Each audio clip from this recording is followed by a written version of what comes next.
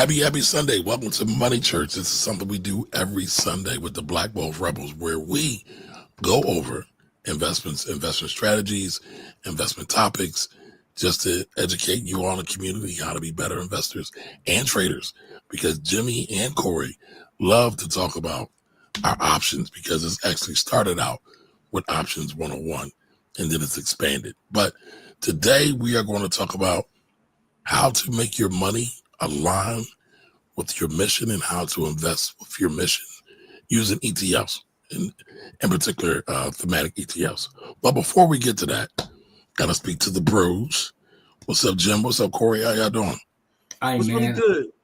I'm chilling, man. I'm here, man. You know, I get middle of the summer. Yeah, it's the middle of the summer. I ain't got the hoodie on, man. Plus Kamari doing the PowerPoint today, so I'm excited because I get to sit back and talk. Sure. Oh yeah, how about that? You know what I mean? Corey got that YN energy right now. Hoodie on the 90-degree weather. I don't understand that. The youngins be doing that. I be like, yo. Hoodie on. First of all, I have the air conditioner and the fan on. You know I am not sitting here fat as I am with no mother effing hoodie on in no hot ass room. That's not ever happening. Listen, man, I just saw the youngins on the bus stop the other day, hoodie on and a Scully, and I'm just like, oh my God, are you going to internally combust? Yeah, they worried about something else. They don't want nobody to. Oh, I know. No, but they wasn't on their face. I mean, listen, man. All right, so listen real quick though. Before we get started, man, everybody watching, yo, let's get our likes up, man. Please hit the like. Let us know who's here too. Hit the comment section.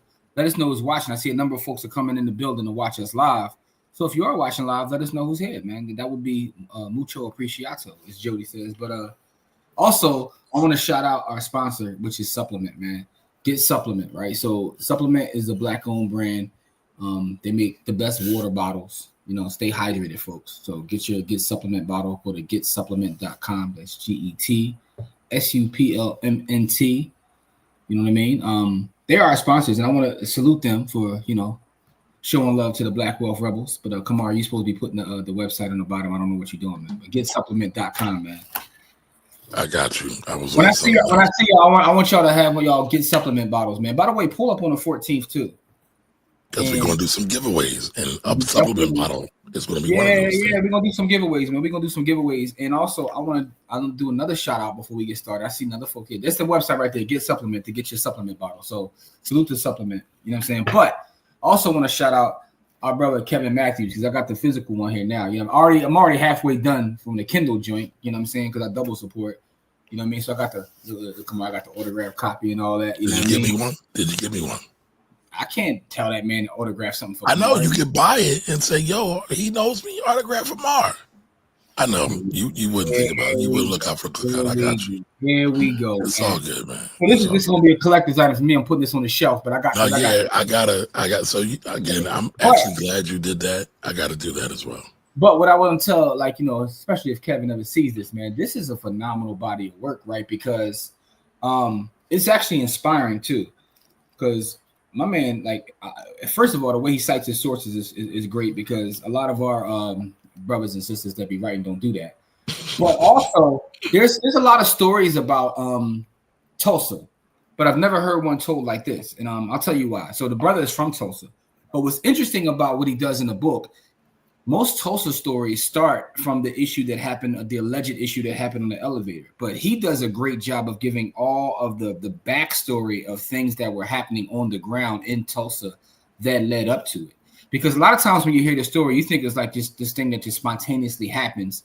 But it's a whole lot more than that. And he goes through it in the book, which is why it's a nice size book. But so shout out to Kevin. This is a phenomenal read. I'm more than halfway done. I'll be done before the next week or so, because I'm on my way to Tulsa to go to the museum and do the knowledge on the ground and whatnot. So I wanted to read this beforehand, but I just want to give him a salute because this is a great read. Great read. Anyway, okay. You got to get the book. I know Don has already read it, man. So Don can probably co-sign what I'm saying, but it's a great read. Like the backstory part to me is it's crazy, man. I'm talking about he goes all the way back to Lincoln and whatnot, So it's a lot of history. And as someone who loves history, it's like, oh damn, I didn't see how all this was tied in, but it is what it is. Well, it's funny, right? How they talk about Tulsa and Black Fortunes, and the whole movement and migration to Oklahoma, and how a lot of people thought Oklahoma was going to be this new promised land, but sadly, everybody ran into the same things: white supremacy and craziness. Yeah, Black Fortunes, man. That's another one. We gotta track down Jamari Wells and get him on the show, because that's one of all of our favorite books. That's probably Black Fortunes is. And it's funny because me and Kamar were talking about this recently. We were talking about, like, what book, if we were to give away a book, what book would you want to give away? And it came out of 2 books, and I said Black Fortunes, and I think the other one, what was the other one you were arguing for? And I don't think you were arguing for it. I think you were just trolling me, but it was I wasn't trolling you. I think it was a Kimbrough book. Wasn't it Kimbrough's book? It was Kimbrough's book, I think. So, I do like Wealth Choice. Isabel Wilkerson out of this? Well, so I love Isabel, but Isabel's a deep read.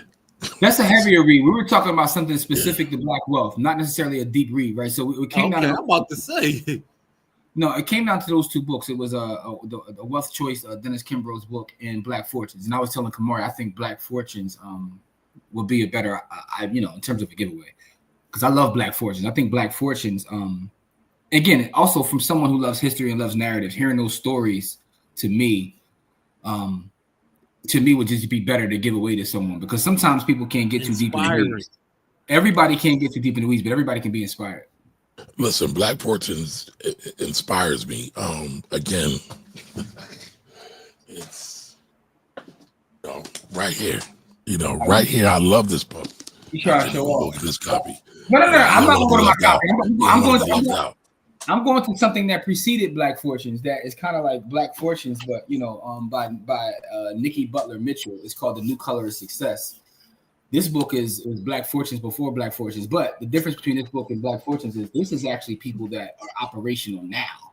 It's like, how did you build this $1 million like plumbing business, or how did you build this $1 million real estate portfolio business, or how did you build this electronics business, or so it's called A New Color of Success, but it's people that have built $1 million businesses that are actually operational now, not historical. We got to add that to the book club. And by the way, we got to get to the book club. We got to make some time for that. Yeah, shout out to The New Color of Success. That's all I was going to show. That's all. No, listen. I haven't read that. I will. I ain't going to let you pull a book out of me.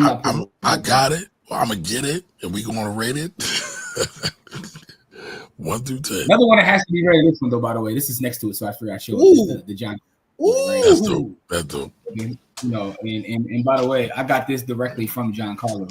I mean, since we want to show books, I mean, this is another one we need to read too. By the way, And by the way, see, y'all got the advantage, man. Because my library in Texas, and y'all pulling out books, man. And Kamari, I do want to say this too. This book right here, the John Carlos story, I got directly from John Carlos. Ooh, that's fire. I'm saying, so I just said the book I made. I'm saying, I hate you for that, but okay, I love you for that at the same time. But I got this one too. But no autograph, no autograph. You know what I'm saying? John Carlos said, "Look, I love your work." You know what I'm saying? So it is what it is, man. All right, Jimmy won. I gotta give it up to him. He got the autograph, John. I'm mad at both of y'all because my whole library in Texas, and I'm here in Philly, and y'all showing off 1,000 books, and I don't got nothing here. We just bibliophile and whatnot. Y'all just nerd out, man. That's all. Listen, I got some ish. See, I was ready to crazy. We know you do. Ish. Yeah, you know you do. But let's get into this real quick. Let's speak to the folks, because we are a little off the rails for our Sunday show, but it's all good. Yes, what up, Don? How are you? Rails, man, that was love, man. Nicole, what up? Hey, Nicole. What up, Brent? Happy Sunday. What's up, Brent?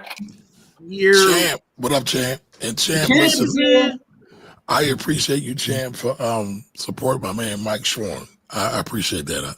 I'm assuming you like the show over there.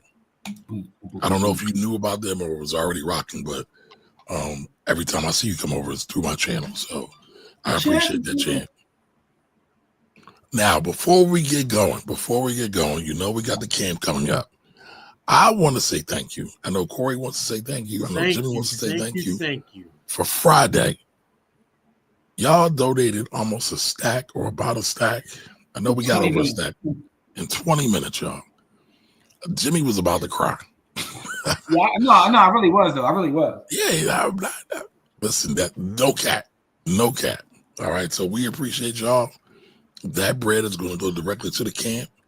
We're going to show all that. We're going to document everything as much as we can with the youth and what we're doing in the process. Hopefully, other people in other cities will take the lead and start doing more stuff with the babies as well. All right. And listen, I want to put this out there too. If someone is looking to set something up like this in their city, like we're willing to help in terms of like Absolutely laying the foundation, showing you how it's all done.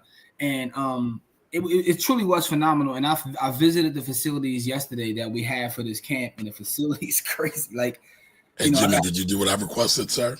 I got to put the video together. So I took some video. I want to do some like, voiceover work on it or whatnot. You know what I mean? But that's not what I asked for, sir. But we'll talk. No, it's a reason why. It's a reason why, man. Okay. I did what I could. You know what I'm saying? It's a lot going on. It was a tournament yesterday, so there's a lot going on. But I did what I could. So it's just, man, I'm excited about this, man. I want to get the word out. Buythehoodcamp.com. I want to get as many people registered as possible. So we're going to get the registrations up. But this is going to be our best camp. You know what I mean? And I'm just, so for those who could just share that, please. Share buythehoodcamp.com. It's going to be a hybrid approach. So if you're not in the area, then, we're going to try to figure out how to stream it as well. But if you are in the area, pull up live. Because when you come live, we got chefs coming for the babies. Like, you know what I'm saying? Whoa. Thank you, champ. That's love right there. The 20 champ is here. Appreciate that.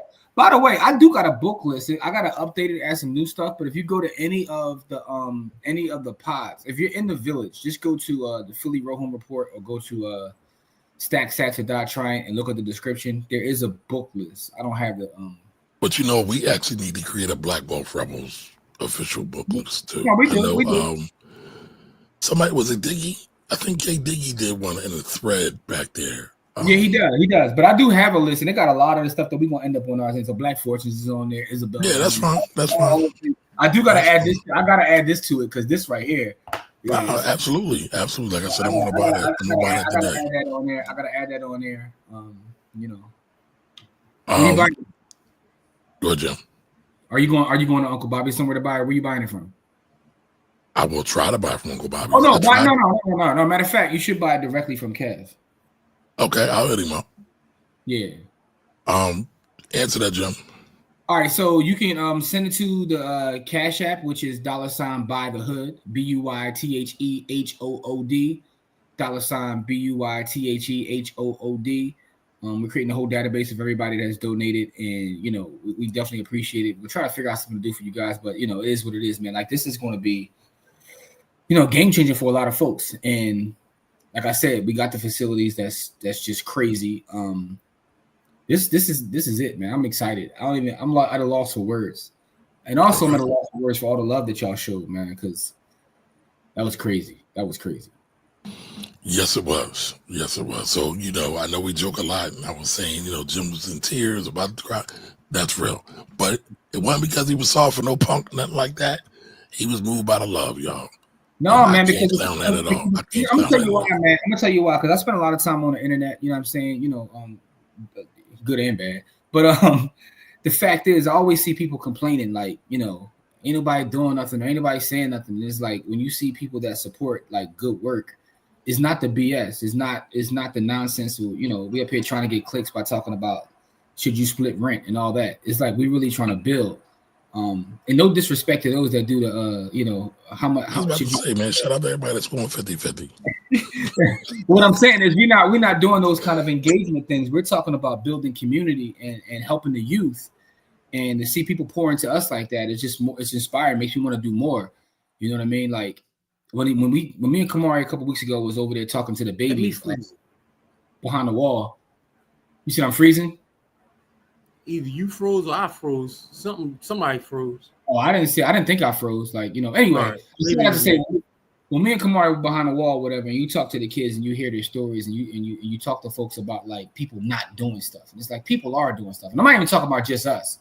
I just feel like there's a lot of people doing stuff. They don't get highlighted. They don't get highlighted, and I think that's the problem. But then when you see us open up and then people just pour into us, it's like, okay, so y'all recognize that you know, we've built something and we have a track record that can show, you know, a lot of folks that donated have had the youth that come through the camp, so they see the value in it. Yep. And I mean, that's important to keep that name clean, man. And y'all kept the name clean, so salutes to y'all. But hey, listen, man. Go ahead. I know I'm just looking at my phone. We just gotta Champ to send the $100 over for the youth. Ooh, that's love, Yeah, appreciate you, man. Thank you, Champ. Thank you, Champ. Thank you. Again, all the money's gonna go to the babies. Yeah, man, this is dope, dog. This is dope. All right, well, let's get at it. You know, again, we're gonna be here for, as Jimmy likes to say, not a long time, but a short time and a good time. It is Sunday. I'm sure everybody's getting ready to make their Sunday dinner. By the way, I know you're gonna do the presentation. I want to acknowledge one thing before you start, though. And you know, that shirt you got on is phenomenal, bro. That shirt you got on is phenomenal, and I'm jealous that you have it because you know I want that shirt, but you know, it is what it is. So shout out to my guy Garen who made this over at Cruise and Tees. Him and Karan do some stuff together. So yeah, I always try to support them as much as I can. They got a lot of fire joints. No, but you gotta show the shirt because I don't know if folks even know who you got on the joints. You like, oh, that's the GOAT, yo. Yeah. That's the GOAT right there. So that's Fannie Lou Hamer. Oh, you gave it up. I was about to ask the audience, could they tell me who was on your shirt? But you already. Oh, my bad. Give up the goods again. He gave up the goods. Just my bad. Good. That's how y'all know these shows are not scripted. Yeah, pretty much. No, Fannie Lou is probably my hero. I absolutely love Fannie Lou. I try to read everything I can about her. I try to watch videos about her. And she was inspiring to me in a lot of different ways. Because she told it like it is. It's like straight. What I learned from Fannie Lou is this.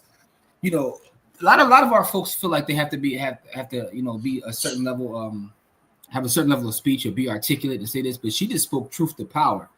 And you can't deny it when someone speaks truth to power. And she was, you know, fighting for her folks. And, you know, I just love Fannie Lou Hamer. So when I saw the shirt, I got jealous. But, you know, I'm going to get my own Fannie Lou shirt. So it's funny, right? Jimmy knows I'm a big Dr. Greg Carr fan. He's the chair of African American Studies at Howard. Him and Karen Hunter, by the way, if y'all not down with Karen Hunter, y'all should be down with Karen Hunter. But him and Karen Hunter just did a YouTube video talking about Fannie Lou and how this white reporter back in the 60s was trying to trap her into talking greasy about Martin and the civil rights movement and all that. But she was so smart that not only did she not fall for the trap, and we got to go over this. We're going to go over this in the village. Mm-hmm. She didn't fall for the trap, but she also wound up bigging up another black sister in the whole process of this, who was also doing the work. So she's like, I'm not playing with y'all. She was about that life. All right, so listen, we're going to get to it, y'all. We're going to get to it. All right, so today we are talking about how to make your money work for the things that you believe in. How to make your money be in alignment with your overall mission. All right, so today's topic is ETFs that speak our language, our being black folks, how to align your money with your mission. All right, so a lot of times, and I don't know if y'all peep this, but we don't let money drive us. We let community and the love drive us. The money comes secondary. A lot of other channels, a lot of other people, and this is no shade, it's all about the money. It's all about the money first. It's not like that with us. And that's one of the reasons why we were able to so easily join together.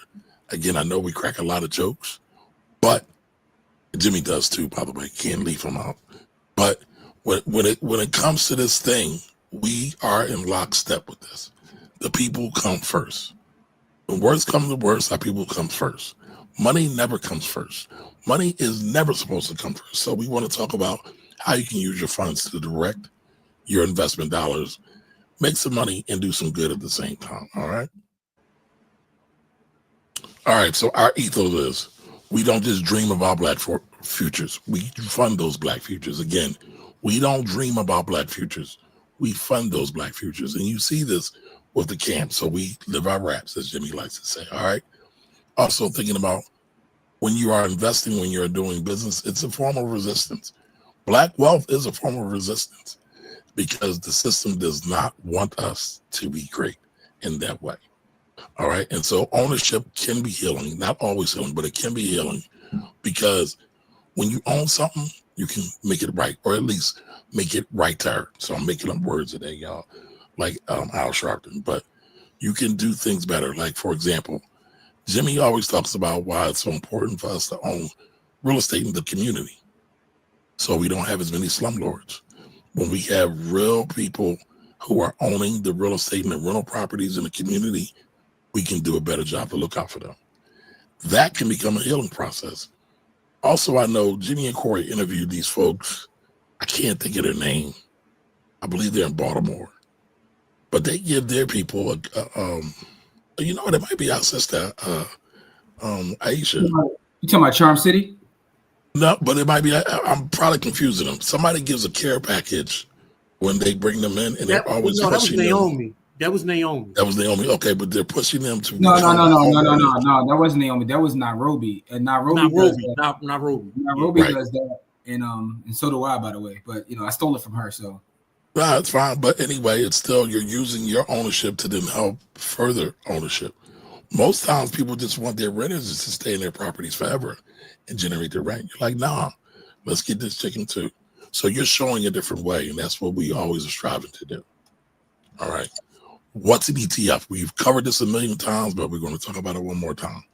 The ETF is merely just a basket of investments. In this context today, it's a basket of stocks. It can be a basket of bonds, a basket of currencies, a basket of commodities, and all those things. It's just a way to make things a little bit more easy to invest in. Think about ETFs. Everybody knows about mutual funds. ETFs are like the little cousin of mutual funds. All right. So ETF stands for exchange traded fund. The difference between the two, because they're almost identical, they're both baskets.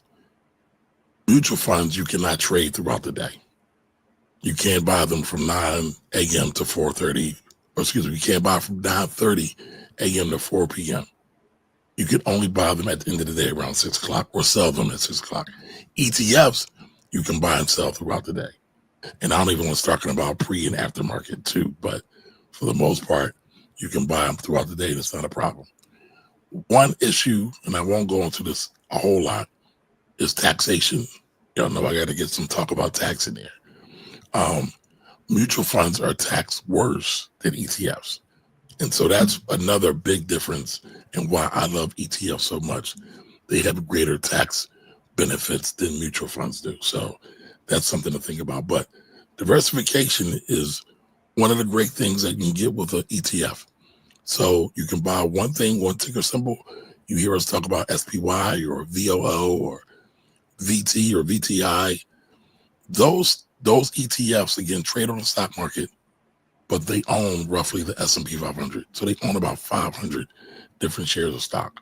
So there's a form of diversification going on inside of those ETFs from the start. All right. Now, today we're talking more about thematic ETF investing. So you can use your money, buy an ETF, and then buy a different idea, a different trend, a different theme, things like that, right? So you can see an idea. Here's an idea. I want to buy weed. I'm going to tell y'all a story about that in a minute too. I want to buy weed companies. Well, there are ETFs that focus on weed stocks. There are ETFs, all right, because we're talking about impact. There are ETFs that do what's called ESG, environmental, societal, and governance. So supposedly those are all the good, clean companies that are trading on the stock market. Some people love it. Some people don't. All right. Then there's other things, ETFs that are buying or being created that follow straight trends. I'm going to say this because I think Jimmy's going to get mad at me, but IBIT has recently been created to track the price of Bitcoin. Well, so in one way they're following the trend, in another way they're just saying, listen, Bitcoin's here, it's not going anywhere. So you can kind of make both arguments for that. But now you had Grayscale earlier. I would definitely say they were following the trend. IBIT, which is a new ETF or newer ETF, They just say, listen, it's here. We can't run from it. We might as well give folks a way to buy it. Jimmy, what do you have to say about that? You disagree? You agree? No, I don't disagree at all. Okay. I understand why. I understand why I can buy Ibit. Actually, I'm somewhat of a fan of Ibit, and a lot of Bitcoiners hate Ibit because it's not, quote unquote Right. Bitcoin. But I think Right. that it has a place in the ecosphere of Bitcoin, because a lot of folks don't want to go through all the other stuff. They just want to have price action, right? Right. And by the way, it is the fastest growing ETF ever. Okay. So therefore, there was a market for it. So Okay. So, all right, why it matters to us, right? What you fund, you want to fund what matters. Now, for me, and I've talked about this, not explicitly, but I don't fund private prisons. I don't rock with private prisons at all. It's really hard though, because private prisons are also REITs, REITs, or real estate investment trust. They are owned throughout the S&P 500. So a lot of times when I'm buying S&P 500, I can't do nothing about that. But I will not buy a REIT individually. So, you know what, I'm not even going to mention companies, but I'll just say this. A lot of people love them because they pay a great dividend, but a lot of people die and get raped in the prisons that are owned by these things. And we all know there's a lot of Black people in these private prisons that are mistreated. So that's something I can't be a part of. All right. So another reason you want to look at investing, the impact of the community. What's it going to look like? What's it going to feel like when you're investing money in certain things? Like, again, one of the great things about Bitcoin, but I will admit, Jimmy calls me a Bitcoin hater, but when you look at other areas, other countries that don't have as much stable currency, it can be really disastrous when you see major inflation spikes in countries. Like this happened a lot in Africa. I'm thinking about Zimbabwe when they were having problems with Robert Mugabe. I'm nerding out a little bit, so many of y'all, if y'all don't know who Robert Mugabe is, look him up. But their inflation went through the roof when he kicked out all the European landowners and business owners there. And so Europe had a problem with it. Had they had Bitcoin in place, they wouldn't have experienced that as much. So, you got to think about things like that. All right. And then, so, you definitely want to grow with a purpose. Again, this next slide is going to show y'all some of the things you can use to invest your money in when you say, you know what, I want to be really intentional about where my money goes and how it goes. Again, I'm going to use Jimmy and Corey because I always want to give Corey his props, because Corey was he's really the first Bitcoin god. Jimmy has now got all the certifications and everything. But again, that's something the community can use for our benefit to grow and protect itself. So just keep that in mind, y'all. All right, so here's some real examples of how you can use thematic ETFs or trend ETFs or things like that, right? So we got MJ. That's a cannabis stock, all right? And what's owned by MJ? Tilray, and I got a Tilray story. And Canopy, there's some others in there as well. Now, when Tilray first went public, I brought Tilray, and I usually hate IPOs. I do not like IPOs. And when I say I don't like IPOs, I don't like them from the start, because they usually become overpriced because they become overhyped. And that Tilray for like 20, 25 bucks, somewhere around there. That sucker shot up to about 300 bucks. Now, I jumped out of it because I recognized that, one, I got lucky. And I think that's a really important thing people need to understand when they invest. It ain't always skill. Sometimes it's luck. I had no way to predict that the market was going to react so positively to push this stock up by like 1,000% almost. All right. But I got out of it. But that's one example. Another story I got, Africa. AFK is an ETF right there. I wrote about Africa, the Africa ETF, somewhere in 2006, 2007, somewhere around there, when I was a financial advisor. That's another theme-based ETF. Why Africa is so important is it's one of the fastest growing economies around the world, or the countries inside of Africa, because Africa is a continent. It's not a country. A lot of people always get that confused, but they have some of the most fastest growing economies around the world of any countries. So that's something you got to think about. But going back to the story, when I was a financial advisor, I wrote about it. I almost got fired because of it. They said I didn't have the authority to write about this ETF because there's rules and I get it, but I wanted to write about it because I'm like, hey, this is an opportunity for Black people to invest in other Black things, barring the other political stuff that's going on in Africa too, especially in South Africa, because we know most of the money that's being generated in Africa is by landowners or Afrikaners or whatever you want to call them. It's not necessarily going back and touching the original African people. So, but that's another example of themes and trends that are going on that you can use ETFs to invest in. Corey, it looks like you got something to say. What you got? Theme-based investing is cool. It's just you gotta be very careful about even the theme-based investing because some of those are hot garbage. Just Yep, be that's careful. it. And we're going to talk about that. And Corey is 1000% correct, right? And we're definitely going to talk about that. But there's a couple in there. iClean or ICLN is investing in clean energy. People like Tesla and Phase and things like that. You got Robos, another ETF that's real heavy in NVIDIA and other robotics companies as well. You got NAACP. NAACP has an ETF. It's got about $50 million in it. I've never heard of that one. I'm today years old. I never heard of that one for one. Really? It came out a while ago. It's problematic to say the least, but they are trying to invest in positive stuff. Go ahead, Jim. Sorry. No, I just want to add to this. Like one of the things about like ETFs is you got to be careful with your expense ratio, right?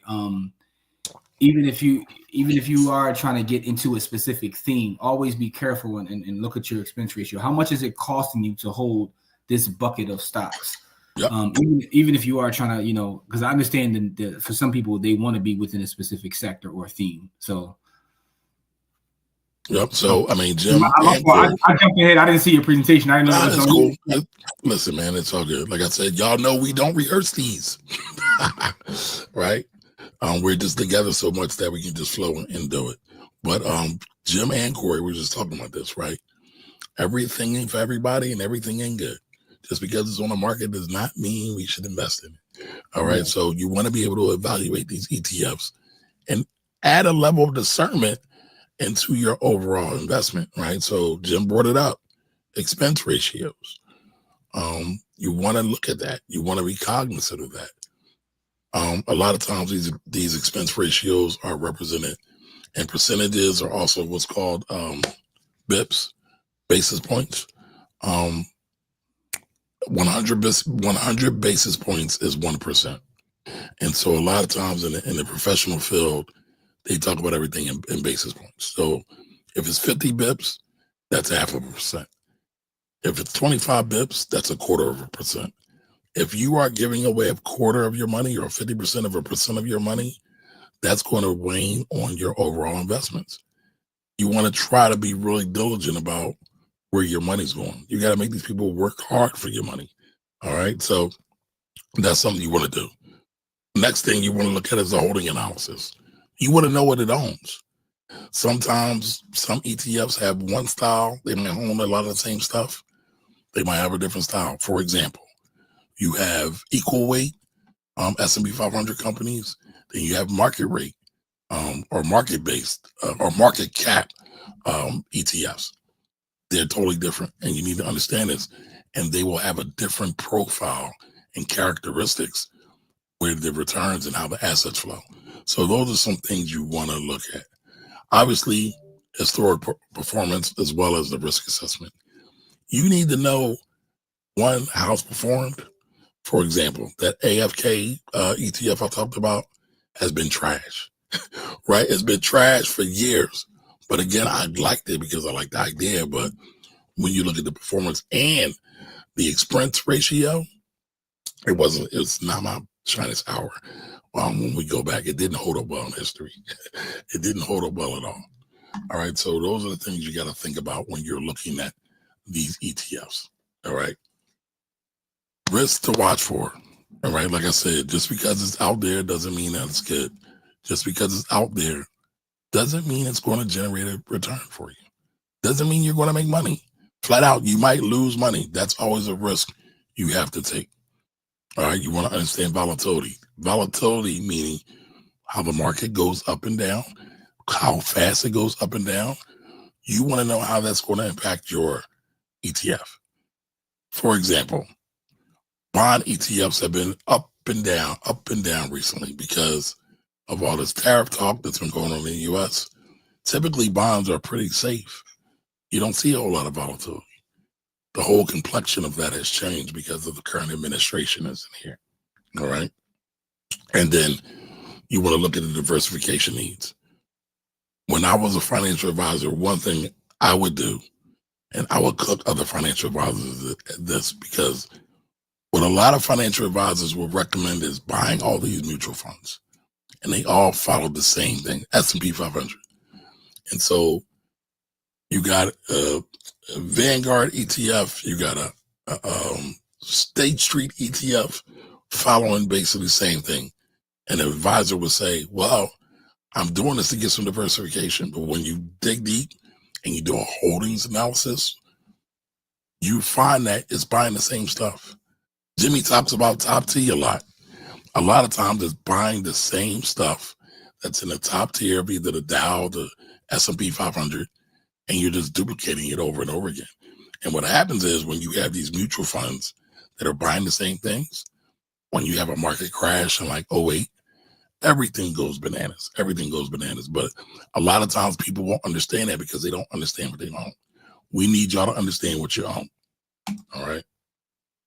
So build your own personal rebel portfolio. Figure out what your values are, what you will and will not do. Like I talked about prisons. I ain't buying the private prisons. I don't care how great the return is.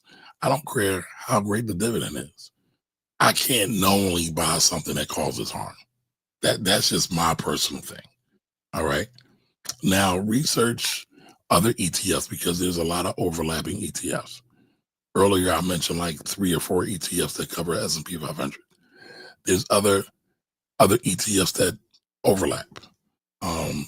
Earlier we talked about cannabis. There's multiple cannabis ETFs. You have to look at them on their own and see, 1, what their expense ratio is, 2, what their holdings are, right? A lot of the same stuff. And then you want to go through and understand what some of these companies are doing and figure out which one is best for you. All right. And then you want to go forward and allocate properly. Now, with all this said, if y'all ever need help with allocation in your portfolio or buying stuff, you could always hit us up in the village. We're more than happy to do that for you. All right. So this slide talks about building with purpose. So a lot of times people will say, invest 70% of your funds in your core investments. The core investments a lot of times are your S&P 500, maybe some bonds, right? The stable things, the things that you know and can predict. And then take 30%. So let's say you got 100 grand. They're saying take 70,000 of it, put it into the things that you know and you understand and you know what's going to go. Take 30%, put it into the theme, the trends, because a lot of times that other 30% will have the potential, keyword potential, to outperform the 70. But it also has a good chance of going to zero as well, greater than that 70% as well. So a lot of times, like if we talk about the S&P 500, we know the S&P 500 over the last, well, not the Dow, has done anywhere from 10 to 12% a year. A lot of times people don't want that. They want more. They want to try to knock it out the park. And so they say, all right, well, I want to get a little bit of juice. Let's look at some of these themes. Let's look at some of these trends so we can get a little bit more money. But again, you got to do it smart. You got to do it smart. All right, so thank y'all. That concludes today's performance. I'm the talent today. I'm taking Jimmy's title. If anybody has any questions about ETFs, investments, anything that's going on in the market, go ahead and throw it in the chat, and we'd be more than happy to talk to you about it.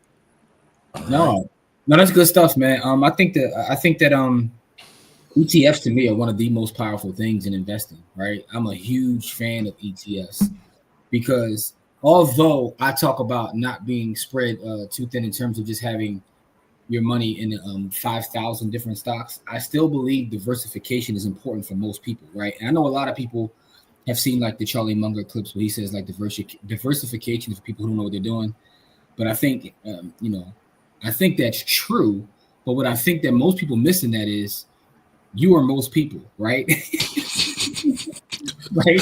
That's a fact. Right? Because the thing is, he's speaking about professional investors, and a lot of times, if I'm being completely honest, who have insider information. Most of us, we're everyday people who are working and making a living. We're not working in the field of finance. So for us, ETF to me is a godsend, right? I think it's more impactful than a mutual fund. I know there are a lot of mutual fund folks out there. After studying it, and also I want to salute Kamari as well as Sister Courtney, because one day they gave me from a tax standpoint an education. I always like ETFs because of the liquidity, but they broke down to me from a tax standpoint how ETFs make more sense. That just added more fuel to my fire to be a bigger fan of ETFs. So I think they're very powerful. It's something we should continuously talk about. I know we talk about them often, but it's the reason we talk about them often. And then like given the knowledge and the fact that there are themes out there, you have control over what theme or how you want to place your money. To me, they're no-brainers. Everybody should own ETFs. And by the way, not investment advice, for educational informational purposes only. How about that? I am just a huge fan of exchange-traded funds. But to Jimmy's point, none of that was investment advice. All right. Yes, none of that was investment advice. Invest in what you want to invest in, but make sure that you research whatever it is you're trying to get into. No, absolutely, and that's part of what Kamari's talking about. Like, even if you do, make sure that you research what it is that you got going on, in terms of those ETFs. But the reason I say that is because I don't think you should have 50,000 ETFs, right? But adding a couple ETFs to what you're already doing will give you the diversification you need, because an ETF is a basket.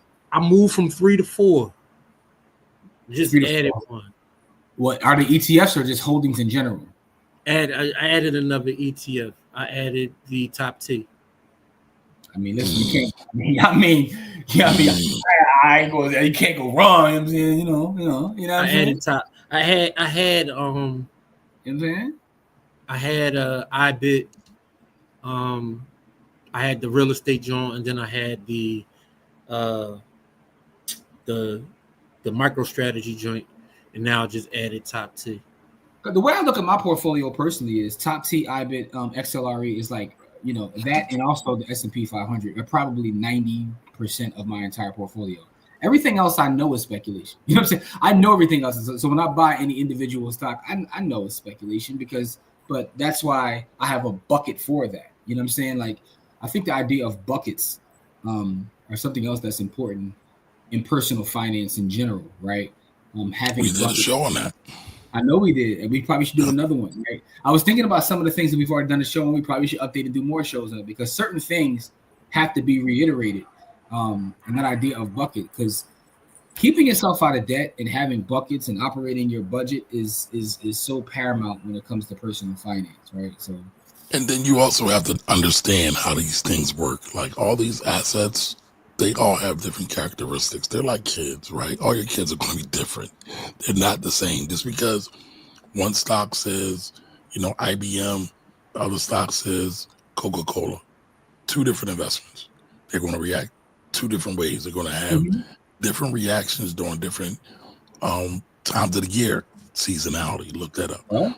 Hey, seasonality, sector rotation, we did all that. Yeah, we need to do shows on those, because those are super important.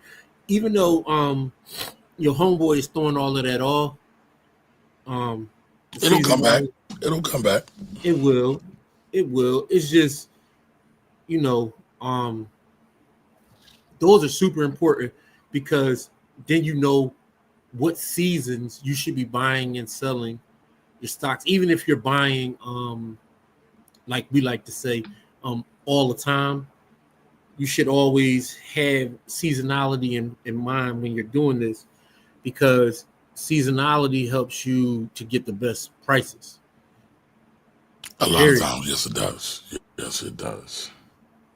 So yeah, that's just all right. So I see we got a couple comments here. A couple. We got one comment. He was going off for a minute. I have no idea what he's saying though. Yeah, white boy tripping. We ain't even paying that shit. We're gonna move on from those comments, all of that shit. No, he's here. We're gonna acknowledge it. It might be some good information. It might be good questions that other people might have. I'm not acknowledging that shit. I'm going to acknowledge it, Corey. All right, you got it. All right, what up, Jamel? What up, Jigga? I have no idea. I have no idea what you're saying. That was that shit. Like, I don't know what you're saying. What's up, Lorraine? All right. Miss Maui, how are you? What's going on with this? There we go. Right. All right. Yo, sup, bros? I don't know what that means. All right. Like that's what I said. I don't even know what it means. Is this chart about how to pertain to white people? See, that's what I'm saying. No, not necessarily. Okay, you said you're joking. All right, you love us. All right. Well, if you love us, bring us some positive things that are constructive. Love us in the super chat. That's facts. No, if you love us, send us a cash app because super chats get bust down by YouTube. Yeah, send us some money for the camp. Yep, donate to the camp. I take anybody money, they giving it away. Yeah, send the money to the camp. We're gonna put it to the use in the community. Hey, by the way, that's a wire quote for those who don't know. No. I do know it. That's how. What'd you say, Kamar? That was Honorable Clay Davis. That was his bar, right? It's actually what's funny about it is there was a juxtaposition. It was a Clay Davis bar, but also Nay said it too. Nay was on the street when Marlo was giving away money, and Michael was like, "Don't go take his money." He was like, "I take anybody." I remember that, and actually, so the funny thing is in that episode, this is why The Wire is so brilliant. They were juxtaposing the kid on the street saying it, and the boy is a whole senator, and he had the same perspective. I take anybody money. He didn't say body. He said any Libyan. But that's the brilliance, though. And I know we're off on a Wire tangent. We come right back. The Wire was so brilliant, as Jimmy just said, though, right? When you look at Michael's character, even though he did all the running and gunning, but he had morals, and I know that might seem weird. He did have some type of a moral compass. I mean, so did Omar. Oh, absolutely. A man got to have a code. A man got to have a code. You know? Our young black and white people have our savings in clothing, shoes, sunglasses. Okay, car. All right. I don't agree with that totally. Yes, there's some, but it is what it is. On one hand, black friends own a home. Two of my white friends, the white guy has cheaper ranchers, though. That's subjective. That's why I was telling you, I can't make heads or tails of what he's saying. Yeah, so. I'm not sure which vein you're on.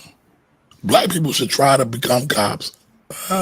We get to disagree about that one. And try to invest in prisons, flip the script on the rich white people. And you know what? I'm going to talk about that real quick because I know a lot of people agree with that and think that. But it's really hard to do good. And I know a lot of good black cops, for the record. But the system is still fucked up. So at some point, unless you're going to totally change policing, it's going to be really hard. I would rather black folk become lawyers, to be honest, if they can. And I'm speaking generally. All right, Brian, you ain't said nothing about investments, bro. All right. The AFK probably wouldn't be so bad if more people would know about it. That's true. That's true because stocks, ETFs definitely are a popularity contest, right? These things are definitely built on who knows about them. And you can look at the different ETFs that all cover the same thing. Like you have one gold ETF called GLD. Again, this is not investment advice. You have another gold ETF called IAU. The GLD one has the most assets. IAU doesn't have as much. IAU, I want to say, the expense ratio is cheaper. They invest in the same thing. They track the same thing. GLD has the most assets, though, and they have a higher expense ratio. Last time I looked, I got to go back and fact check myself, though. What up, Anthony? Welcome. Point of it is, always go check your stuff. I was gonna check your stuff. GEB, All right, is it better? Father Part 3. Is it better to money into an ETF over your 401k from a job? Okay, so they're two different things.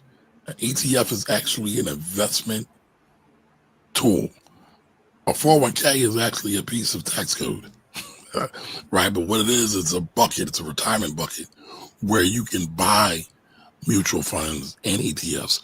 Usually mutual funds, though, just because of the way they are set up. But you can find a lot of the same investment options in your 401k that we are talking about. You got to just do some research. No, I got you. Anthony. I don't know why this is doing that. Yeah. I know. Your average logical thinker. Good morning. Top of the morning to you. Thoughts on AI stocks? They hot. So, a question real quick about that, though. Okay. It depends upon how you look at that, right? So, the AI stock, would you consider Microsoft an AI stock or NVIDIA an AI play, right? Yes. Because if so, my thoughts on that are top T is amazing. But now, the other part about that is, if you're talking about directly into small cap AI stocks, then you got to be careful with those. I do have a leap on, oddly enough, the ticker symbol is AI, C3 AI. But I bought that a long time ago. I have a $12.50 leap that I'm sitting on, which is doing fairly well for me. But overall, just be careful when you talk about going to the small cap space, because a lot of things that have AI in their name or what have you aren't even AI. They're just riding a wave. So, and then when you look at the ETF that follows it, Robo, I haven't looked at it, but again, you got to be careful because sometimes it might make sense just to buy the individual stock versus the ETF, but you got to do a level of discernment on that. How many bits is Robo charging? I don't know. That's why I said I got to go look. And then you got to understand, their investment philosophy, how they handle it, management, and everything. All right, Ms. Bauer says, yes, I run my seasonality scans monthly. Good stuff. Nice. Jim, did you get my Zelle from Anthony Johnson? Put his whole government out there. Anthony, I absolutely didn't get your Zelle. And shoot me a message. Let's talk offline. I didn't get any Zelle from you. But Anthony, thank you, because I believe you did it. So thank you. Yo, Ant, shoot me a message at JW the Blueprint. Shoot it to me wherever I forgot to add the memo. I didn't get a Zelle at all, so I know I didn't get it because I have no Zelles. That means your lives are getting served in the algorithm when randos pop in. So it's funny. I know what you're talking about, but he's here every week for like the last 3 weeks, I think. Really? I ain't seen Ball before. Yeah, he's been there before. All right, salute to him then. Yeah. That's why I said I would acknowledge him. Now, if he's just a random troll, I'm not acknowledging that. No, I don't know if he was. Corey was not. No, I was trying to make sense of what he was saying. You know my feelings on that, man. I don't gotta say this shit. No, you don't. You don't. There you go. Ain't no code in the streets. Yes, the wire. That's a fact. He's a troll. All right, what's up, Brandon? Welcome. Let's see. Rich. What up, Rich? Rich is my hip-hop brother. Rich always be having the hot hip-hop clips. Rich's son just graduated from the Ivy League, man, so salute to Rich for that, too. Oh, salute to you, brother. Congratulations. What up, Shelby? Shelby, I called you yesterday. All right, if your job is matching, so I believe your average logical thinker is saying if your job is matching, you should invest in your 401k. Man, if your job is matching, go to however high they'll match, man. Take that chicken. Listen, I'm going to tell y'all something real fast, right? I've been blessed and highly favored in my life. I know a lot of people who are millionaires, right? Most millionaires I know aren't what you see online. They don't. Matter of fact, most of them don't even have their own business. Most of them are people that have bought a home and have a 401k and just go to work. Literally. Mind their business. And mind their business. And they take that match. The only corporate America job I ever had in the private sector was Johnson & Johnson. And there was probably a third of my colleagues that were millionaires because they were just taking company stock and they bought a house. Like literally, they take company stock, buy a house, and at the time that I was working at Johnson & Johnson was booming. So that's all they did. They didn't do anything spectacular. They didn't go start their own business. They didn't job shame. They just went to work, stacked their bread, and mind their business. And the next thing you know, they would show me their portfolio. And it's funny. It was funny thing about it in corporate America, which is different than the public sector, is in corporate America, like it would actually make them work harder. They'd be a jerk. Like, come on, I pick it up. Like my stock depends on this. They would like take ownership of the company. Yep. And I mean, for all intents and purposes, it was their company, you know, of it. But I've seen it with my own eyes, and that's why I laugh sometimes online when people be telling these stories like you got to go buy 65 rental properties or you got to go do this and you got to go do that. That's all cool.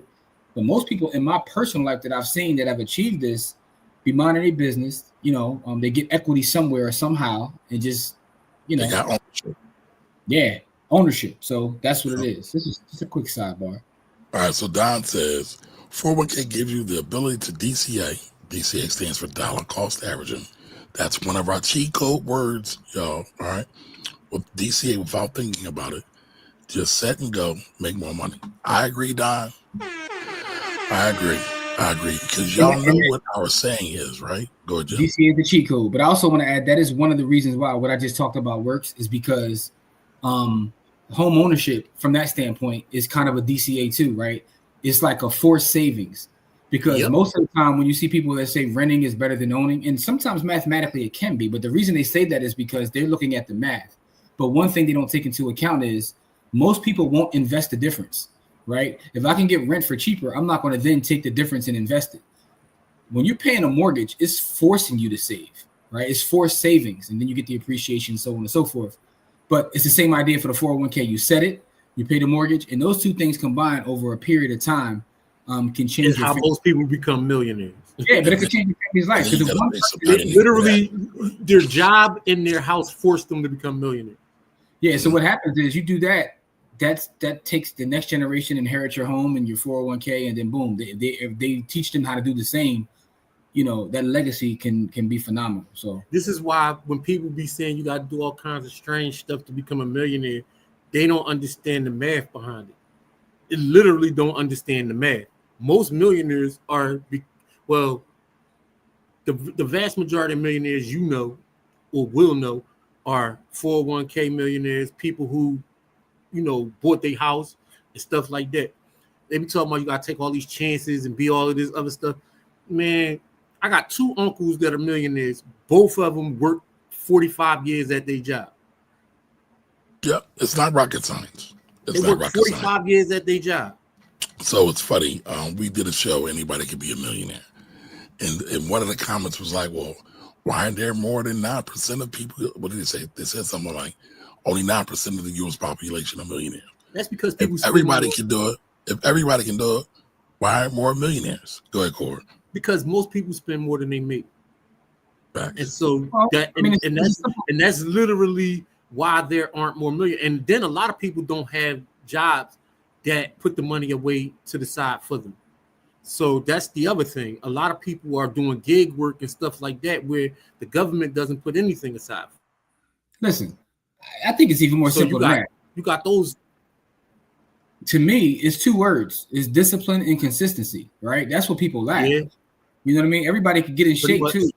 Everybody can get in shape too, but 60% of the country is obese. Everybody can get in shape.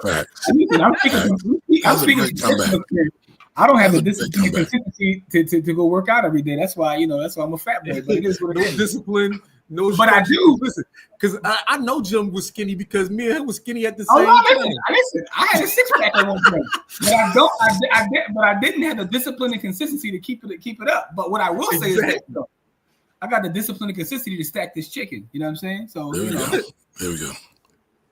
So AE says Kathy Woods was just on Diary of a CEO. I like that podcast, by the way. Talking about AI, it was a good interview. For the record, also, I think Kathy Woods is a bit overhyped too. But y'all slandering Kathy Woods? I slandering the woman. I want to know what her Tesla position looks like now, because she was all on the Tesla wagon. So listen, she was on a Tesla. So here's what I will say: she was on a Tesla wagon so early that even with she was. she's so far ahead of the game. Now, what I will say is, to your point, that Tesla position kind of did make her. That if I look across her funds, that's where it was.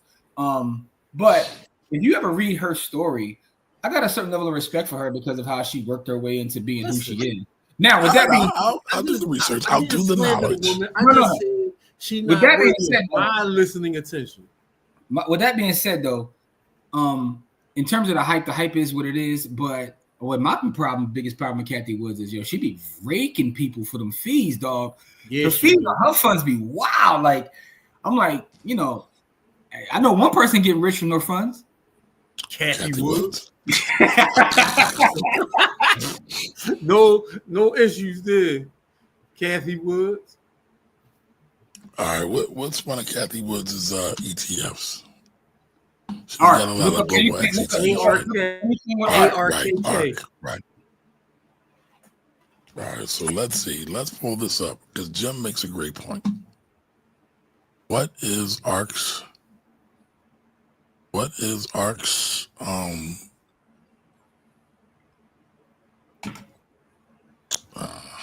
are we at? I want to see. Come on. Hold on, y'all. Give me 1 second. Un momento. Take the other. You a tab. You a tab junkie, dog. Take the one joint down. The PowerPoint.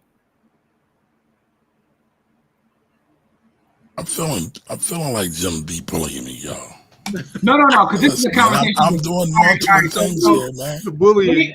Let me ask the audience a question, right? Because I know Kamari's not alone in this. Me and Kamari were talking before we came on, and I was telling him how, I get the digital heebie-jeebies when people open their computer and they got like 5,000 tabs open. He's one of them boys. I got one tab right now. Kamari be having like 5,000 tabs. I got 7 tabs open right now. And then he be wondering why he can't show certain things. Like, yo, you got 7,000 tabs open. So I just want to ask y'all, are y'all tab junkies? All right, do y'all be having? Hold on, Jim. We're gonna come back to that. I promise. Her expense ratio on ARK is 75 basis points. That's bananas. She be whacking them over the head. I told y'all that. 25 bits. Like I told you, my only issue is not her hype or all that. It's like, yo, she's really leveraging that hype because she's like, all right, y'all want to build hype around me? Huh? You get a car. Her and her team are eating. Definitely eating. Jeez Louise. And then, not to shade her, because I'm not trying to shade her at all, but if you just go by QQQ, right? And you, again, I don't know, I haven't done this, but I wonder if I put QQQ next to one of her things, what would the return be over a period of time? Anyway. I bet you QQQ tech. Yeah. I don't think that's shade at all. All right, Farida says, so one, good morning, Farida. Welcome. Another one of those S&P 500 ETFs. All right, so let's pull up QQQ. Oh, IWM, that's the Russell 2000. Oh, so that's small cap then. Mm-hmm. Yep. That's the Russell. I would like to see that. Take that versus a Kathy Wood. But anyway, man.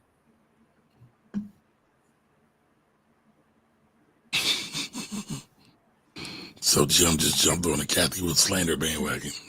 No, I'm not slandering Kathy. I told you my only issue with Kathy is her fees. Outside of her fees, I have no problem with her at all. I like her story. Like the fact she get out there and talk, and I also like the fact that whatever position she takes, she'll stand on it. You know what I'm saying? She stands 10 toes down. Yeah, she don't duck. Even if she's right or wrong, she gonna be right on Front Street telling you why her analysis was what it was. So I'm overall, I like Kathy Woods. I just think that she be for her fees is wow. And as someone who loves low fee stuff, that was my only issue with Kathy Woods. Now, why isn't this coming up? Probably because you got 7,000 tabs open is what it is. No, that's not the problem. I'm trying to find the right ticker symbol so I can do a comparison side by side. Now, stop shading me. You're bullying me, Jim. No, I feeling- really want to know. I really want to know from the folks that are watching though. How many y'all a tab junkie like Kamari? Y'all be having 5,000 tabs open. Call my man a tab junkie. Listen, Not man, slanderous. you- That's not is it slanderous? that is slanderous. I have making fun of me 7 now. tabs open. I have my Trading View tab open. I have this tab open, and I have my inbox to my emails open. Both of my emails that I read regularly. And I'm a then one tab. one tab at a time. Yeah, and if I need something else, I open it up and then I close it right back. Like I'm a one tabber. Okay, I ain't mad at that. You mean? I am because he's trying to shade us. He's in the minority. Call me Me Big Tab. and Core are regular people. That's a Philly reference for y'all. Big Tab. Well, damn, yo, jeez, like it's not even a comparison, dog. Oh, see, look, see, come on, you're not alone. We got folks in the comments. They tab junkies too. Yeah, but you trying to make fun of me? I'm not feeling that. I'm not making I know fun what of you're you. doing. You're not No. slick. Listen, You're I know not that slick. you are not alone. He's definitely not alone. Oh Lord, I can't take this guy, man. I can't take this guy. All right, so let's see. Whoa, look at this chart. So look at Kamari got the rocket launchers out. Kamari look like he over there. All right, young X Capital. You called him Young X Capital. Yo. As an aside though, last night, right? I was telling Kamari, I was like, dog, I'm exhausted. You gonna have a presentation tomorrow. I was laying around last night, just trying to, a little relaxing and whatnot. I started watching Billions from the beginning, and got a somewhat of a hot take, but it's not really a hot take. I think Billions is the greatest piece of content around finance ever. I think it's better than Wall Street. It's better than Boiler Room. Slander, Trading Places. Nothing needs to be said. No. Trading Places. So it can be. Listen, Trading Places around financial content. Eddie Murphy is the GOAT. Take it back. Take it back. Can I finish my thought though? No. Trading Places is the single greatest movie of all time. Trading Places is a life movie, but I'm talking about specifically just heavy finance. Like Billions is phenomenal, yo. I just started watching it from scratch, and it's funny when you go back and watch things from the beginning, you forget certain things. Like, oh damn, like I didn't realize even in the first season, Axe was out here wearing suits and whatnot in the first season. Yeah. It's a whole evolution. The whole evolution of the show is like watching it from the beginning, and I forgot how involved his wife was in the beginning. Like she was just as cutthroat as he was. Yeah. But anyway, yeah. I mean, honestly, if it wasn't for her, Axe wouldn't be where he is now. But that's a whole other conversation. That's a whole other conversation. We could do a Billions review at a different time. But what I am going to say though is just watching it from the beginning, I was like, damn, Billions was actually pretty good. Well, okay. We need to do a whole series of that for Blur Vision. Let's get it. All right. So listen. All right. ARK versus QQQ since the beginning of the year. Damn. So ARK has returned 7.45%. QQQ has returned 3.04%. Then when you add in the fee, because you got to subtract 75 basis points for that, so that brings you down to about 6.7. It's still beating. It's doubling QQQ year to date. Year to date. I don't care about year to date. Give me a longer time frame. That's all I care about. Give me 5 years. I got you. I'm going there, man. I'm going there. Now, over a 5-year period, ARK has returned a negative 2%, 2.07% to be precise. QQQ has returned 121.22% over a 5-year term. And see, this is what I'm talking about. And look at the expense ratio of QQQ. Correct. You probably already got point. I know it's low though, right? 3,000 it's less than 10 bips, right? Yeah, I'm gonna look it up now because I don't want to misquote. This QQQ expense ratio. What is the expense ratio of QQQ? Come on. What we got? What are we talking about? Let's see. So the blind man. 0.20. Yeah. So that's 50 points lower. 50-point lower and a better return over, and that's not even, we go longer, it's probably going to be even more egregious, but over a 5 year. Yeah, 5 years, which is like, that's a decent sample size, but like, that ain't even the sample size we're looking for. But what I tell, it's funny because a lot of times in our investment club, people get mad when I say this. I tell them, like, we should never buy an investment if we're not willing to hold it a minimum of 5 to 10 years. That's a personal opinion of mine. I feel like if you do the knowledge and you feel like this is a good investment, you should be looking to hold it for 5 to 10 years minimum, unless something drastic changes within how that company is run. Like the world blows up.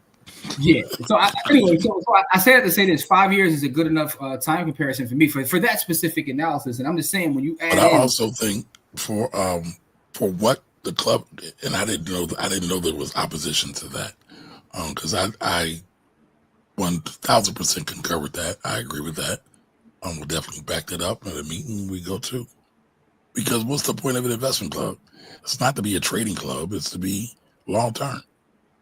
Yeah, so it's not that people push back on me when I say that. It's just that because sometimes they be like, well, we should get rid of this because of that. I'm like, how long have we had it? And they be like, here we go. Because I'm like, look, if you're going to buy something, we should be doing. If you feel like we should sell now, we should have done a better job going into the investment. That's my whole point. Right. Yep. Real fast. Rich asked a question.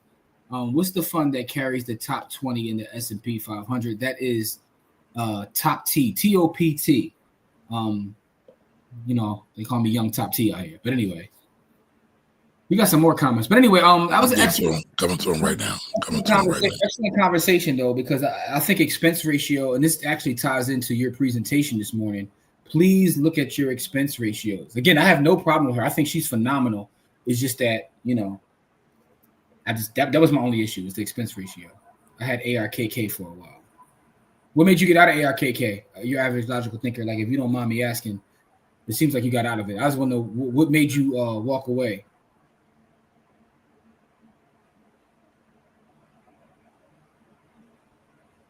Interesting. She calling Tesla AI company. That's where it's moving. Brandon Leslie, I work for the government now. They take out 15% of every check for the 4. So do you have a 457 or 403B? You probably got a TSP. Well, TSP. What government do you work for? Federal, state, local? Because Jimmy's right. If you're local and state, it's 457. Yeah, and I think the Fed. What do the Feds have? TSP. I think it's its own thing. I don't even know. Direct savings plan. So yeah, because I think it's a little bit different than a 401k. But again, the same premise though. The same premise. Yeah. It's deferred. It's all under the bucket of deferred compensation. Correct. All right. Ann says I have a 3-leg stool going. Life insurance on me and the team, whole in term, 401k, brokerage account, and a Roth. My goal is to parlay those assets into real estate. So, Ant, question for you. I like what you're building. Let's see what you got going on. You said your goal is to parlay those assets into real estate. And my question is why? Now, maybe you can add real estate as a part of it, but when you say parlay, are you talking about use all those and then take them away and then put them into real estate? Because over a long period of time, the stock market is going to outperform real estate in terms of return. Now, I do think real estate is important for other reasons, and I think that real estate adds a little bit of stability to an overall portfolio. Having a piece of real estate, to me, as part of your plan is good, but parlaying all those into real estate, at least the way that reads, I was just wondering why, because your 401k is probably going to outperform it over a period of time. Just being honest. Maybe, depending on how he gets it, especially if it's an inheritance property. Step-up basis is a cheat code. I don't think a lot of people realize. Yeah, but he said parlay those I know. That has nothing to do with inheriting. That's parlaying into. Well, again, I didn't want to assume, but we can go with your logic. I'll also say this, right? I think people don't think about the tax savings power of the Roth IRA, because if your money is in a 401k or at some point it's going to go to a traditional IRA for disbursement, when you are 72 and a half, the government starts making you take that money because they want to tax it. With the Roth, you don't have those problems. So, just keep that in mind. Just keep that in mind. Kamari is going to find a way to bring up tax. I just want to put Yes, I am. Yes, I am, because it's one of the greatest enemies to wealth accumulation and creation. I have a personal rule, right? I refuse to put anything into my taxable brokerage until I fully funded my backdoor Roth IRA. That's like a personal rule. Like that has to get done. That has to get done every year because of what you just said. Like to me, the Roth is probably the greatest vehicle there is. Like, you know, if I had to probably Roth 401k at the very top, but let's just take the Roth portion of it. The Roth is what it is. The Roth is fire. So until I and I got to do a backdoor Roth, but until I get that done, nothing else goes into a taxable brokerage because it doesn't make sense to personal opinion.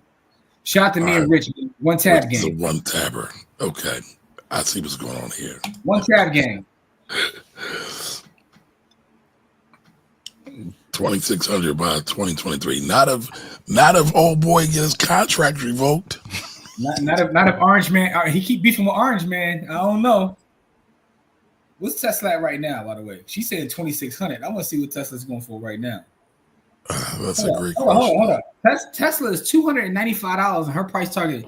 Listen, if she's right, I ain't going to be mad at her because if she's right, let me see, is Tesla? Oh, it's a tab heavy. All right. See, I told you you're not alone, doggy. Tesla's at $295. That's what I said. She said her price target is 2,600. Yeah, that price target got some holes in it. For real, it says, Kathy, I'm in a bond.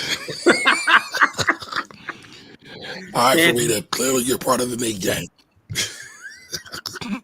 Listen, Tesla is a part of Top T, so I hope Kathy is right. Kathy, I hope you're right. I'm on your side, Kathy, because if Tesla hits 2,600, you know what I'm saying? I'm getting some more Kobe beef shipped to me. All right, so Miss Maui Lorraine says, I have 60 tabs open. Oh. Listen, so I'm in great company then. Ooh, nasty Miss word. Lorraine is awesome. Jim about to have a conniption. Oh, that's nasty word. Nasty. Oh, and that doesn't include the 7 apps open too. Oh man, that would drive me banoodles, man. I get irrationally angry at a bunch of tabs, yo. She said right, yes, I need them. All right. I'm feeling good now. I'm feeling good. I'm not alone. I told you you're not alone, man. But Jim was trying to persecute me. He was trying to persecute me. All right, so especially when at work. All right, that's the tabs. That's between my desktop and the virtual machine. All those tabs kill the performance unless you have a lot of processing power. That's a fact. Even if you have a lot of processing power. And that was how we got into the conversation because I was asking Kamari, right? So I'm trying to step my stream up. So I got a lot of like new technology. I was asking him, should I get a new computer as well to, you know, because I'm trying to get my screen crispy like his. And he was saying that depends upon your processing power. And I was like, well, not with you because you got 5,000 tabs open. So yeah, but I kind of got a little mini supercomputer sitting on my desk though. So you know. Oh, you got your boy. Your boy bragging on the low, yo. I'm not bragging. I'm just, it's all facts, baby. It's all facts. What I'm running thoughts.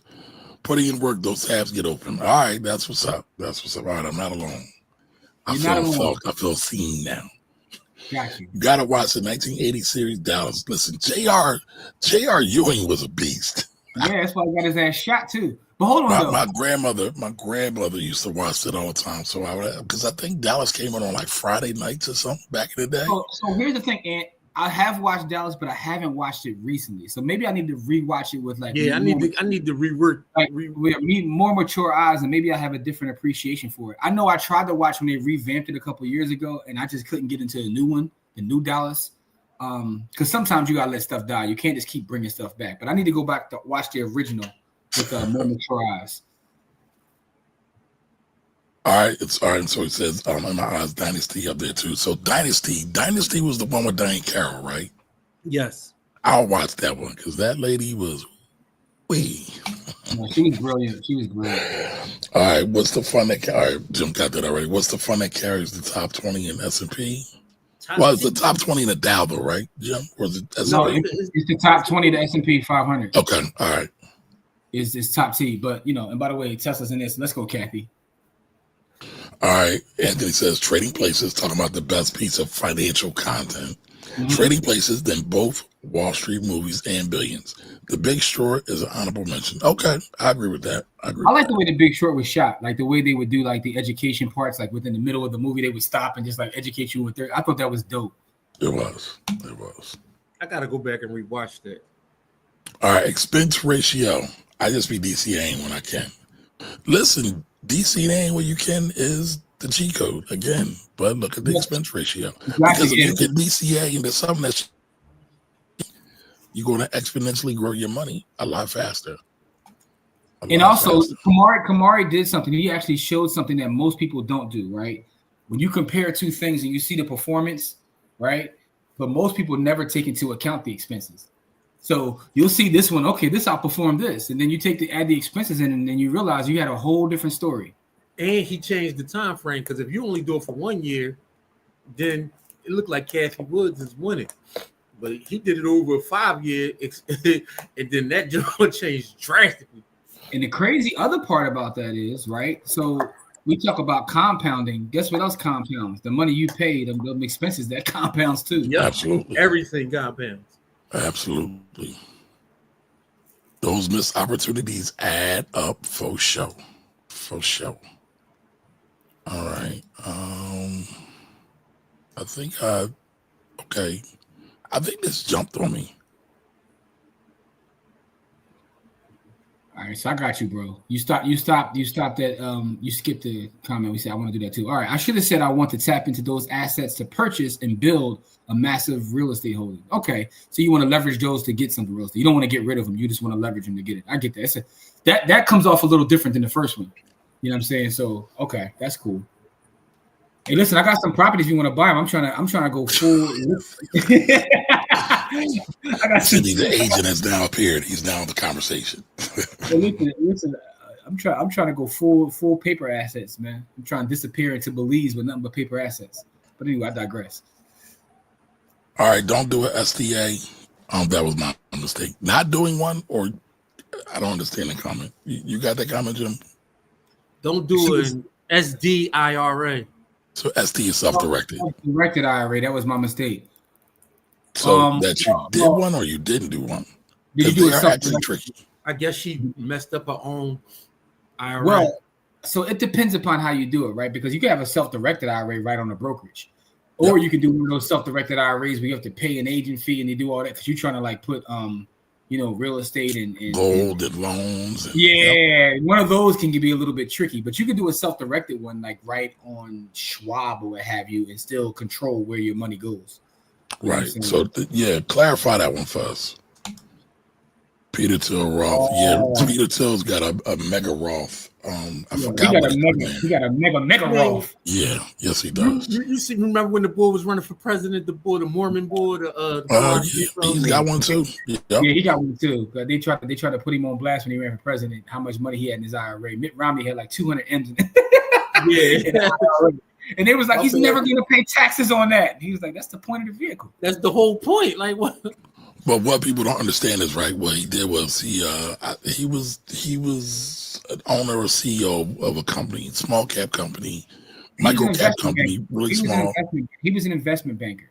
And no, but he got those shares when he was working somewhere, and that's how they went to the Roth. For the investment company, they were taking other companies and things public. And he was getting early access to shares or what have you, and he was having them put into his Roth. But people don't understand, a lot of those companies are actually very risky. So just as much as it went up, it could have just went down and went to zero. So, I ain't mad at it. Watson interview, it was all about AI. Okay. I'm gonna watch it. Just because you said so. Kathy gonna have me all gassed up. Our processing power is trash. Right. Because you got 60 tabs open. If you close about 50 of them, you watch it. And 7 apps also. Close the tabs. All right, Anthony, starting some shit. Sidebar, shout out to Sugar Mamas who are in the National Nate Wildlife Reserve. I'm in a bond too. Oh, God. For all those who don't be here on Fridays, Nate, y'all just look up Nate from Set It Off, and then you'll begin to understand. You'll be in a bind too. All right, we got that one. Okay, he said yeah, the new. He said new. He was green with the new one is ass. Okay, as long as I'm not. All right, cool. Okay. Oh yeah. So she said she tried to buy real estate and it wasn't good because the custodian sucked. See, that's the problem with those. You gotta have a custodian, and again, they be hitting you with Kathy Wood fees. And then also, like, you have to be really careful with the self-directed ones in this context because you can't do none of the work yourself, right? All your work has to go to a third party and then paid out through that LLC that's owned by the self-directed IRA. So you can really blow them up if they're done wrong. And I've seen them done wrong. So, but that means you out there getting to that chicken now. So you got some property. Hey, that's my name. Hey. I need to buy a new laptop ASAP. All right, let's get it done. I'm thinking about buying a Remarkable. Has anybody tried that product out? Just for note taking? Yep. Listen, I got a problem. I'm like a hoarder. So I got 1,000 tabs open. Can you imagine how many notepads I have just laying around? This is why it's a problem. I just use my phone, dog. I got my. Yeah, but that don't work. That don't work for me. Yeah, I respect it. You and then man. I got respect the elders. You Danny Glover, I get it. I'm too old for this shit. I keep telling you that, man. Like, so it's not that I don't want to play the pause game. My brain just don't work that way. Listen, I respect it. I listen. The funny thing is, you be thinking I'm joking. I don't want to. I just. Yeah, you need to go to Paul's diet, though, man. Come on. I do. I need to try like Paul's rehab or something. I can't help myself. I've done it. Listen, he said Paul's rehab. Yo, you'll be wilding, bro. I've been in professional meetings with city council people and senators, and I pause them. Like, I can't help it. Yeah, listen. Forget city council people. Jim is at a room with billionaires doing a presentation on real estate, and he says pause. I can't. It's documented. It's documented. No, it is documented. I really do need help, bro. I listen, man. I be trying, man. God's working on me, y'all. Listen, man. Jim Jones, the whole Dipset, Dame Dash, they owe Jim a check, man. They infected him with the pause disease. The crazy part is it didn't even come from there. We were doing that before them because, well, we weren't saying pause. We were saying something that I can't say in 20 years. Yes. But that was before Dame with the pause. They made it actually more powerful by saying pause. He made it better because what we were saying the letter the multi-letter corporations will come get us. They will come get us right now. Man, listen, my beverage is still cold, and that's because I'm using this supplement bottle. You know what I'm saying? Make sure you guys support Supplement, right? You want to support us? You can do that by supporting Supplement. Supplement is a black-owned business, right? And I'll let you know my beverage is still hot. And mine is cold, by the way. But anyway, I'll add to this, though. Black bottles forever, snow bottles never. There we go with the slang. Black bottles forever, snow bottles never. But so go to getsupplement.com. Make sure you support Supplement, man. And this is fire too, though, because no other bottle got the little string joint right here like that. You know what I mean? Anyway, I digress, man. All right, and so I see there's a couple more comments coming right to y'all. Let's get to these so we can get out of here, man. I got hit this. Anthony says, I remember when Mitt Romney said that the corporation are people too. Well, blame the Supreme Court. They did that. I wasn't mad at his comment at all. That EIN saved me from doom years ago. Okay. All right. And Running Thought says you can own the custodian LLC. Well, so yes, but I don't know which context you're saying it in. You got to have a custodian. You got to have a trustee to take care of all the stuff. So here's the thing about Running Thought. And I think that goes to her original point. You can do those things, but it becomes like way too complicated. It doesn't become worth it. Right. So, alrighty. Well, today is Sunday. Like I said, we're going to be here not for a long time, but for a good time. We got to get that Sunday dinner. By the way, what is everybody making for Sunday dinner? I need some ideas. All right. But if you are not in the village, do us a favor. Go on over to blackwealthrebels.com. Again, blackwealthrebels.com. You can subscribe as low as $1 or for free. Become a part of the village, because that's where all the magic is, y'all. All right. Until when we gonna be back? Wednesday, if not sooner. Yeah, I'm gonna try to. I haven't done my pods and with everything happening with Tracy and everything. I haven't done my pods. I'm gonna try to get some pods done this week, man. To get some content out there, man. Also, we got content dropping specifically for the village. You'll be in the village, please, because right. We got dropping. We got me and Kamar did a video about you'll see it. We'll drop it. We got to do the books, and we got to do billions, because those is easy, and we got to do the music joints, like all of the stuff that we do. We got to get it back there. All right, let's do it. Because I got some bars. I got notes and everything for this this sky full of elephants. And Kamari been ducking the smoke. I'm here for the smoke, baby. Let's go. I got the book. I'm gonna get it on Audible, because y'all keep. Cause I need to have that read so that I can be up to date. Because I can't. Can't do Audible. Support Kevin too, man. Get this book, man. It's from Burning the Blueprint, man. I'm like I said, I'm gonna be done this week. Phenomenal. Okay. All right. So until the next time, y'all. Again, y'all find us in the village, blackwealthrebels.com, and we'll see y'all on Wednesday. Have a great day, y'all. Enjoy y'all Sunday. Peace. Love y'all. Oh, we had signed off already.